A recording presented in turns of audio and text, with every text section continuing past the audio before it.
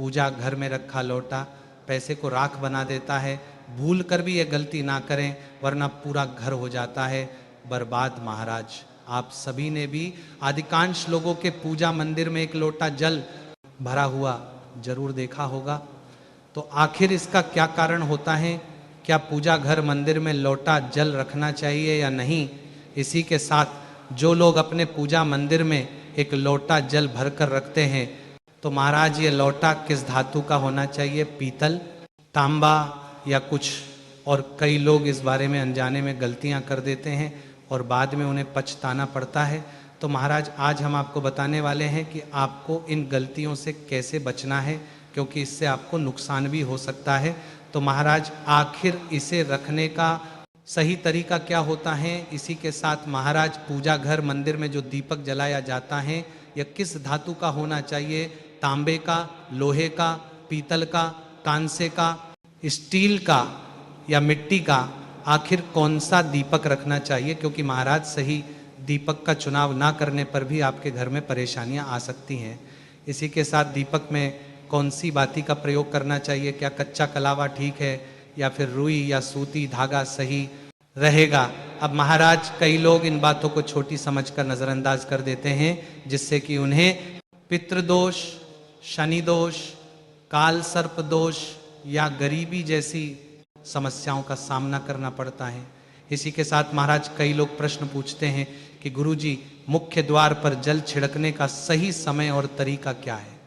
क्या इसे स्नान के बाद छिड़कना चाहिए या बिना स्नान के भी किया जा सकता है? और क्या झाड़ू लगाने से पहले जल छिड़कना चाहिए या बाद में? एक और सवाल है जो अक्सर पूछा जाता है, वह है कि क्या रजस्वला धर्म यानी कि पीरियड्स के दौरान मुख्य द्वार पर जल छिड़क सकते हैं या दीपदान कर सकते हैं? और जब मुख्य द्वार पर जल चढ़ाएं तो इसे अंदर की तरफ से चढ़ाएं या बाहर की तरफ से? फ्लैट या किराए के घर में रहने वाले लोग भी पूछते हैं कि गुरुजी मुख्य द्वार पर दीपदान और जल छिड़कने का सही तरीका क्या है? तो महाराज आज का ये वीडियो इन्हीं सवालों पर है। तो सबसे पहले जान लेते हैं कि पूजा घर मंदिर में जलने वाला दीपक किस पदार्थ का होना चाहिए? लोहे का, तांबे का, पीतल का, कांसे का, स्टील का या मिट्टी का? आखिर घर में कौन सा दीपक रखना शुभ माना जाता है? अगर गलती से भी घर में गलत पदार्थ का दीपक रखा जाता है तो पूरा घर अस्त व्यस्त हो जाएगा, कंगाल हो जाएगा और बर्बाद हो जाएगा। देखिए, स्टील के दीपक में पूजा करने से घर में शनि को नाराज किया जाता है और लोहे के दीपक से भी पूजा नहीं करनी चाहिए, क्योंकि इससे घर में गरीबी आ जाती है। बाजार में लुभाने के लिए कांच के दीपक भी आ गए हैं, लेकिन बिल्कुल भी गलती से भी घर में कांच का दीपक ना लाएं, नहीं तो राहु केतु आपके घर में आ सकते हैं और घर बर्बाद हो सकता है। कांच का दीपक शनि और राहु को नाराज करता है और तांबे का, पीतल का और मिट्टी का दीपक धन की देवी लक्ष्मी को आकर्ष करता है। इसीलिए महाराज घर में कोई भी अन्य प्रकार का दीपक लाना सही नहीं माना जाता। पीतल और मिट्टी के दीपक को शुभ और मंगलकारी माना जाता है, क्योंकि यह शनि और राहु केतु को प्रसन्न रखता है, साथ ही मंगल ग्रह का भी असर कम करता है। इसी के साथ कच्चा कलावा और रुई से जलने वाला दीपक सर्वोत्तम होता है। जो लोग सूती धागे से दीपक की बाती तैयार करते हैं उनके घर में समस्याएं और गरीबी आ सकती हैं। रुई और कच्चा कलावा का दीपक ही शुभ माना जाता है। अब महाराज जानते हैं कि पूजा घर मंदिर में घंटी क्यों बजाई जाती है? भगवान शंकर के मंदिर में घंटी बजाने का उद्देश्य क्या है? ताली क्यों बजाई जाती है? तो महाराज शास्त्रों के अनुसार जब भी आप मंदिर में या घर के पूजा मंदिर में घंटी बजाते हैं तो शिव महापुराण, लिंग पुराण और विष्णु पुराण में कहा गया है कि घंटी का नाद करते ही जितने तीर्थ हैं, साधक जो साधना कर रहे हैं, जप और तप हो रहे हैं, जितने दान किए जा रहे हैं, उन सभी का पुण्य फल उस समय आपके खाते में जमा हो जाता है। अब मंदिर में ताली बजाने का महत्व भी समझे। जब लोग भजन कर रहे होते हैं, साधना में होते हैं, अभिषेक कर रहे होते हैं या पूजा में व्यस्त होते हैं, तो 3 बार ताली बजाने से उनका पूरा पुण्य हमारे खाते में आ जाता है, जिससे हमारा भाग्य उज्जवल हो जाता है। महाराज एक महत्वपूर्ण बात यह है कि घर में गरुड़ घंटी का नाद करना बेहद शुभ माना जाता है, मगर बच्चों को खेल के तौर पर घंटी नहीं दी जाती, क्योंकि घंटी का नाद करते समय सभी का पुण्य हमारे खाते में आ जाता है। इसलिए घंटी का नाद केवल पूजा और भजन के समय ही करना चाहिए। इसे खेल खिलौने के रूप में ना ले। मंदिर में घंटी बजाने का तरीका भी महत्वपूर्ण है। ये हमेशा प्रेम और श्रद्धा से बजानी चाहिए, ना कि जोर जोर से। कई बार लोग मंदिर का पट बंद होने के बाद भी घंटी बजा देते हैं, जिससे पाप लगता है। तो महाराज, अगर भगवान मंदिर में विश्राम कर रहे हैं तो उस समय घंटी बजाना घोर पाप माना जाता है। मंदिर बंद होने पर घंटी को रस्सी से बांध दिया जाता है ताकि वह ना बजे। घंटी बजाने का सबसे शुभ समय सुबह 4 बजे से लेकर 11 बजे तक होता है, क्योंकि यह समय अत्यंत मंगलकारी होता है। इसके अलावा शाम 6 बजे से रात 11 बजे से पहले भी घंटी बजाई जा सकती है। रात 12 बजे के बाद मंदिर के पट बंद कर दिए जाते हैं और देवी देवता विश्राम करते हैं। इस समय घंटी बजाना पुण्य के बजाय पाप का कारण बन सकता है। अब महाराज, कई लोगों का प्रश्न रहता है कि गुरुजी, मंदिर में जल क्यों रखा जाता है? तो महाराज, इस जल को अमृत माना जाता है और यह देवी देवताओं के लिए विशेष महत्व रखता है, क्योंकि मंदिर में 1 लोटा जल रखना उतना ही आवश्यक है जितना कि आप रोजाना भोजन करते हैं। जब हम भगवान की पूजा करते हैं तो तांबे या पीतल के पात्र में 1 लोटा जल जरूर रखना चाहिए। ये जल एक सागर की तरह होता है और हमारे जीवन के दुखों को समाप्त करने में मदद करता है। यदि कोई व्यक्ति भगवान को रोजाना भोजन नहीं करा सकता तो वह मंदिर में 1 लोटा जल रख सकता है, जिससे उसकी पूजा पूरी होती है, ताकि भगवान इसे ग्रहण करें और यह जल रूपी प्रसाद अगले दिन सुबह आप प्रसाद समझकर ग्रहण करें। लेकिन याद रखें, मंदिर में रखा जल कभी भी तुलसी में अर्पित नहीं करना चाहिए, क्योंकि यह जल सभी देवी देवता ग्रहण करते हैं। अगर आपके घर में लड्डू गोपाल या राधा कृष्ण है और आप 1 लोटा जल उनके लिए अर्पित करते हैं तो आप अगले दिन यानी सुबह के समय वह जल तुलसी में चढ़ा सकते हैं। मंदिर में रखा जल अगले दिन यानी सुबह अपनी आंखों को धोने के लिए प्रयोग करें। इससे आंखों की रोशनी बढ़ती है और आंखों की बीमारियां दूर होती हैं। इसी के साथ महाराज, जो लोग मंदिर में 1 लोटा जल भरकर नहीं रखते, उनके घर में अकाल पड़ जाता है, घर की स्थिति खराब हो जाती है, परिवार में मुसीबतें आ जाती हैं और गरीबी का सामना करना पड़ता है। आप चाहे तो 1 लोटा जल में फूल आदि डालकर रख सकते हैं, जो बहुत शुभ माना जाता है। मंदिर में रखा जल का एक और उपयोग यह है कि इसे घर की रसोई में खाना बनाने में या पीने में भी प्रयोग कर सकते हैं। लेकिन यह जल तभी इस्तेमाल करें जब आपके घर में सात्विक भोजन बनता हो। अगर लहसुन या प्याज का इस्तेमाल होता है तो इस जल का प्रयोग खाना बनाने में न करें। इस जल को परिवार के सभी सदस्य थोड़ी थोड़ी मात्रा में पी सकते हैं और बचा हुआ जल आप घर के पौधों में डाल सकते हैं। ये जल व्यर्थ नहीं होता, इसके बहुत सारे उपयोग होते हैं। अगर हम सही तरीके से इसका प्रयोग करें तो ये हमारे जीवन की परेशानियों को सुलझा सकता है। मंत्रों से अभिमंत्रित जल बहुत शक्तिशाली होता है और हमारे घर के मंदिर में रखा जल देवताओं का आशीर्वाद होता है, क्योंकि महाराज वो हमेशा देवता के पास होता है। इस जल में सभी सकारात्मक शक्तियां समाहित होती हैं और अगर हम इसका सही प्रयोग करें तो ये हमारे जीवन में सकारात्मक परिवर्तन ला सकता है। यानी कि आप जल को पीने में, खाना बनाने में, घर में छिड़काव करने में इस्तेमाल करते हैं तो इससे हमारी समस्याओं का समाधान होता है। और अगर कोई भी कार्य नियमित तौर पर किया जाता है तो हमें उसका लाभ जरूर मिलता है। कभी कभी करेंगे तो उतना लाभ दिखाई नहीं देगा, लेकिन अगर आप नियम बना ले कि हर रोज उसी जल से घर में छिड़काव करना है, घर के हर व्यक्ति को थोड़ा थोड़ा पीने के लिए देना है, बचा हुआ जल पौधों में डालना है, दुकान पर छिड़कना है, व्यापारिक स्थल पर छिड़काव करना है, बच्चों की किताब और तिजोरी में छिड़काव करना है, तो आपको निश्चित ही चमत्कार देखने को मिलेगा। इसी तरह से जो रसोई में रखा हुआ जल होता है उसका छिड़काव आप अपने घर के मुख्य द्वार पर करें तो इसका लाभ बहुत जल्दी दिखाई देगा। लेकिन इसे अपने रूटीन में शामिल करना होगा और प्रतिदिन नियम से यह कार्य करना होगा, तभी आपको लाभ मिलेगा। महाराज, कई लोगों के सवाल होते हैं कि गुरुजी, मंदिर में रखा जल जब हम अगले दिन उठाते हैं तो उसमें कभी कभी कीड़े मकोड़े पड़ जाते हैं, तो क्या हम उसे ढक सकते हैं? हाँ, आप उसे पूजा के बाद किसी प्लेट या कटोरी से ढक सकते हैं, जब आप अगले दिन उस जल को उठाएंगे तो वह बिल्कुल शुद्ध और साफ सुथरा होगा। महाराज, आप इस जल का प्रयोग किसी भी कार्य में कर सकते हैं। जब भी आप घर के मुख्य द्वार पर जल छिड़काव करें तो भगवान गणेश के मंत्र ओम गण गणपते नमः जरूर बोले। अब महाराज, इसके अलावा कुछ लोग पूछते हैं कि मंदिर में जल रखना जरूरी है या नहीं, और रखा हुआ जल क्या करना चाहिए। तो शास्त्रों के अनुसार घर के मंदिर में 1 लोटा जल रखना बहुत जरूरी है। जल ऊर्जा को संचित करता है। जब आप पूजा करते हैं, मंत्र जपते हैं या भगवान से प्रार्थना करते हैं तो इन सभी की ऊर्जा उस जल में समाहित हो जाती है। यही कारण है कि मंदिर में जल रखना आवश्यक है। इसीलिए महाराज, सुबह की पूजा के दौरान 1 लोटा जल मंदिर में अवश्य रखें और दीपक जलाए। यह अग्नि और जल के संतुलन का प्रतीक है। पूजा के बाद इस जल का उपयोग शुभ कार्यों में करें, जैसे पौधों में डालना या घर में छिड़काव करना। यह सकारात्मक ऊर्जा को बढ़ाता है। सुबह की पूजा के समय हम मंदिर में जल रखते हैं। अगली सुबह जब आप पूजा करने जाते हैं तो सबसे पहले उस जल का उपयोग करें। आप पूरे घर में उस जल का छिड़काव कर सकते हैं। ये जल आपके घर को शुद्ध करता है, क्योंकि कि ये सकारात्मक ऊर्जा से भरा होता है। इससे कई बीमारियां भी दूर हो जाती हैं और घर में नकारात्मक ऊर्जा का प्रवेश नहीं होता है। महाराज, अगर आप नियमित रूप से इस जल का छिड़काव करते हैं तो आपके घर की समस्याएं धीरे धीरे खत्म होने लगती हैं।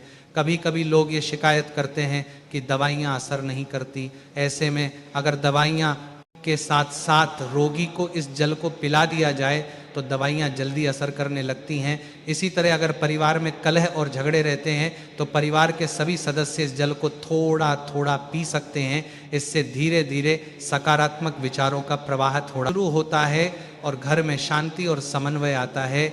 महाराज, अगर आपका कोई व्यापार है या दुकान है तो इस जल का थोड़ा सा छिड़काव वहाँ भी करें। ये आपके व्यापार को सफल बनाता है और किसी भी तरह की परेशानी से भी बचाता है, क्योंकि ये जल बेहद सकारात्मक ऊर्जा से भरा होता है। महाराज, अब ये भी जान लेते हैं कि मुख्य द्वार पर जल छिड़कने का सही समय और विधि क्या है। तो महाराज, अगर आप मुख्य द्वार पर जल चढ़ाते हैं तो आपको यह ध्यान रखना है कि जल को रात में सोने से पहले एक पात्र में भरकर रखना चाहिए। आप कोई भी पात्र ले सकते हैं, जैसे तांबे, पीतल, स्टील या चांदी का। यदि गंगा जल उपलब्ध हो तो उसे थोड़ी मात्रा में डालें और फिर शुद्ध जल से पात्र भर दें। अगर गंगा जल नहीं है तो केवल शुद्ध जल भी पर्याप्त है। अब महाराज, इस जल से भरे पात्र को आप अपने घर की रसोई में रख दीजिए और सुबह उठकर इस जल का छिड़काव आप अपने घर के मुख्य द्वार पर करें। मुख्य द्वार पर सुबह सबसे पहले छिड़काव किया गया जल घर की सभी समस्याओं को दूर करता है। यदि आप नकारात्मक ऊर्जा, मानसिक परेशानी, आर्थिक तंगी या वास्तु दोष से परेशान हैं तो ये उपाय परेशान आपकी मदद करेगा। रसोई में रखा जल मुख्य द्वार पर छिड़कने से आपके घर की परेशानियां समाप्त हो सकती हैं। यह उपाय न केवल वास्तु दोष और पितृ दोष को समाप्त करता है, बल्कि तंत्र मंत्र या बुरी नजर के प्रभाव को भी खत्म करने में सहायक है। इस उपाय को नियमित करने से घर में सुख समृद्धि बनी रहती है और बीमारियों से भी मुक्ति मिलती है। आपको यह जल सूर्योदय से पहले मुख्य द्वार पर छिड़कना चाहिए। अगर सूर्योदय के बाद आप मुख्य द्वार को अन्य जल से धोना चाहे तो ये कोई समस्या नहीं है भक्तों, लेकिन ये विशेष जल सूर्योदय से पहले ही छिड़क दिया जाना चाहिए। अब महाराज, कई लोग पूछते हैं कि क्या ये जल छिड़कने से पहले स्नान करना जरूरी है या बिना स्नान किए भी इसे किया जा सकता है। तो देखिए, जो जल हम सुबह मुख्य द्वार पर छिड़कते हैं वह एक महत्वपूर्ण उपाय है। इसे स्नान करने के बाद करना आवश्यक नहीं है। इसीलिए सुबह जल्दी उठे, सबसे पहले रसोई में जाएं और पहले से रखे जल को लेकर मुख्य द्वार पर जाएं, मुख्य द्वार खोलें और इस जल का छिड़काव करें। जल छिड़कते समय अपने पितरों और माँ लक्ष्मी का ध्यान जरूर बनाने करें। ऐसा कहा जाता है कि सुबह सुबह माँ लक्ष्मी हर घर के द्वार पर आती है। जिन घरों के द्वार खुले होते हैं और जहाँ जल का छिड़काव किया गया होता है वहाँ माँ लक्ष्मी प्रवेश करती हैं। जल छिड़कते समय अपने मन में माँ लक्ष्मी से प्रार्थना करें, हे माँ लक्ष्मी की आप मेरे घर में प्रवेश करें, मैं आपका स्वागत करने के लिए तैयार हूँ। इसके बाद पितरों का ध्यान करें क्योंकि महाराज घर की दहलीज को पितरों का वास स्थान माना जाता है। जब आप दहलीज पर जल छिड़कते हैं तो पितर भी प्रसन्न होते हैं और उनका आशीर्वाद आपको मिलता है। तो आपको स्नान करने की आवश्यकता नहीं है, आप बिना स्नान किए भी ये कार्य कर सकते हैं। अब महाराज आपके अगले प्रश्न की बात करें कि क्या जल का छिड़काव झाड़ू लगाने के बाद करना चाहिए या पहले, इसका उत्तर ये है कि सुबह उठने के बाद सबसे पहला कार्य जल का छिड़काव करना चाहिए। इसके बाद आप झाड़ू लगा सकते हैं। सुबह उठते ही सबसे पहले बिस्तर पर बैठकर अपने दोनों हथेलियों को देखें और माँ लक्ष्मी का ध्यान करें। यदि आप चाहे तो कराग्रे वसते लक्ष्मी कर मध्य सरस्वती कर मूले तु गोविंद प्रभाते कर दर्शन, फिर दोनों हाथ जोड़कर देवी देवताओं को प्रणाम करें। इसके बाद हाथ से धरती माता को स्पर्श कर प्रणाम करें और धीरे से अपना दाहिना पांव जमीन पर रखें। फिर रसोई में जाकर जल लें और मुख्य द्वार पर जल छिड़क दें। जल छिड़कते समय माँ लक्ष्मी और भगवान विष्णु का ध्यान अवश्य करें। अब महाराज उसके बाद आप अपने घर के अंदर आकर अपनी दिनचर्या जैसे झाड़ू लगाना, स्नान करना आदि कर सकते हैं। अब कुछ लोगों का यह सवाल होता है कि क्या जल छिड़कने के बाद मुख्य द्वार की सफाई की जा रही है सकती है? तो हाँ, आप ऐसा कर सकते हैं। पहले रसोई में रखा जल मुख्य द्वार पर छिड़क दें। इसके बाद अतिरिक्त पानी लेकर मुख्य द्वार की अच्छे से सफाई झाड़ू या पानी से कर सकते हैं। अब महाराज कुछ लोगों का सवाल रहता है कि अगर वे फ्लैट या किराए के कमरे में रहते हैं तो जल का छिड़काव और दीपदान कहाँ करें? तो इसका उत्तर यह है कि आप जहाँ रहते हैं वहाँ के गेट को ही अपना मुख्य द्वार माने, यानी कि जिस दरवाजे पर आपका नाम लिखा हो या नेम प्लेट लगी हो वहीं पर जल छिड़कना है और दीपदान करें। अगर आपके पास एक ही कमरा है तो कमरे के दरवाजे को मुख्य द्वार माने और वहीं पर ये उपाय करें। अब अगला सवाल ये है कि क्या पीरियड्स के दौरान मुख्य द्वार पर जल छिड़का जा सकता है और दीपदान किया जा सकता है? तो महाराज जल छिड़कने के लिए पीरियड्स का कोई असर नहीं होता। आप जल छिड़क सकते हैं, लेकिन दीपदान कार्मिक पूजा में आता है जो कि बिना शुद्धता के नहीं किया जा सकता। यानी कि पीरियड समाप्त होने के बाद ही आप नित्य दीपदान कर सकते हैं। अब महाराज हम बात करते हैं कि घर के बाहर और अंदर दीपक जलाने के क्या फायदे हैं। खासकर घर के बाहर दीपक जलाने से जो 5 बड़े फायदे होते हैं वह आपको चौंका सकते हैं। भगवान की पूजा में दीपक जलाने का महत्व तो आप सभी जानते ही हैं, क्योंकि हिंदू धर्म में देसी घी या सरसों के तेल का दीपक जलाना बेहद शुभ माना जाता है तथा तिल के तेल का दीपक भी जलाया जाता है। लेकिन भगवान के सामने दीपक जलाना केवल पूजा का एक तरीका नहीं है, बल्कि घर के अंदर और बाहर दीपक जलाने से कई लाभ मिलते हैं। दीपक जलाने से ना केवल सकारात्मक ऊर्जा उत्पन्न होती है, बल्कि 5 बड़े फायदे भी मिलते हैं। तो आइए जानते हैं, लेकिन उससे पहले महाराज वीडियो को एक प्यारा सा लाइक जरूर करें और चैनल को सब्सक्राइब करें और कमेंट बॉक्स में ओम नमः शिवाय या हर हर महादेव जरूर लिखें, ताकि महादेव का आशीर्वाद आपको भी प्राप्त हो सके। सबसे पहले तो पृथ्वी से अंधकार दूर होता है। घर में दीपक जलाने से न केवल घर का अंधकार दूर होता है, बल्कि यह नकारात्मक ऊर्जा को भी घर से बाहर कर देता है। जहाँ दीपक जलता है वहाँ सकारात्मक ऊर्जा का वास होता है। स्वाभाविक है कि जहाँ सकारात्मक ऊर्जा होगी वहाँ भगवान का भी वास होगा। इसीलिए महाराज शाम होने से पहले दीपक जलाना शुभ माना जाता है। तेल से जलने वाले दीपक का असर उसके बुझने के बाद भी आधे घंटे तक बना रहता है, जबकि शुद्ध देसी घी का दीपक वातावरण को करीब 4 घंटे तक सकारात्मक रखता है। इसी के साथ दीपक जलाने का एक अन्य लाभ, जब घर में शुद्ध घी या सरसों के तेल का दीपक जलता है तो उसके धुएं से घर के माहौल में सात्विकता आती है, क्योंकि महाराज यह धुआं हानिकारक कणों को नष्ट करता है और वातावरण को शुद्ध बनाता है। साथ ही जिस घर में भगवान के सामने दीप जलाया जाता है वहाँ माता लक्ष्मी की कृपा बनी रहती है। ऐसे घर में सुख समृद्धि का वास होता है। दीपक को पूर्व दिशा में रखने से व्यक्ति दीर्घायु होता है और उत्तर दिशा में रखने से धन संपन्नता बढ़ती है। यह दीपक न केवल घर के अंधकार को दूर करता है, बल्कि हमारे जीवन को भी प्रकाश की ओर ले जाता है। इसी के साथ महाराज घर में दीपक जलाने से बीमारियां आसपास नहीं भटकती। परिवार के सभी सदस्यों को स्वास्थ्य लाभ मिलता है। खासकर अगर दीपक के साथ एक लौंग भी जला दी जाए तो इसका असर 2 गुना हो जाता है। यह त्वचा संबंधी बीमारियों को दूर करने में मदद करता है। इसी के साथ महाराज जिस घर में सुबह शाम दीपक जलाया जाता है वहाँ कभी अंधकार नहीं होता है। ऐसा घर शुभ शक्तियों को आकर्षित करता है। जलता हुआ दीपक शुभ शक्तियों को चुंबक की तरह खींचता है, जो घर के लिए अत्यंत लाभकारी होता है।